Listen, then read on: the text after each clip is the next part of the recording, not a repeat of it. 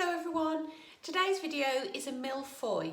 Now this is a layered puff pastry product with cream and raspberries, and it's really good for you to practice this because it's classed as a complex skill.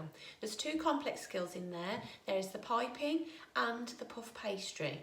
I've used ready-made puff pastry today because I just want you to focus on making the Mille Feuille, not the pastry. You also need to focus on your finishing skills, making sure that it looks nice and neat, because for top marks next year for your GCSE in the exam, you need to be able to show that you can finish it professionally. This one is raspberry and lemon cream, but you can put anything in you want really, and you can flavour the cream with whatever you prefer. So it's not too difficult. I think it's fairly easy. All you've got to focus on is piping really neatly in between here and using something straight to cut your shapes of puff pastry. I don't know if you can see. They should be about 5 centimetres across, 9 centimetres down. I didn't have a ruler, so I just used a baking tray for a straight line. But if you have got a ruler, just give it a wash and then you can measure it out really accurately. Have a go anyway.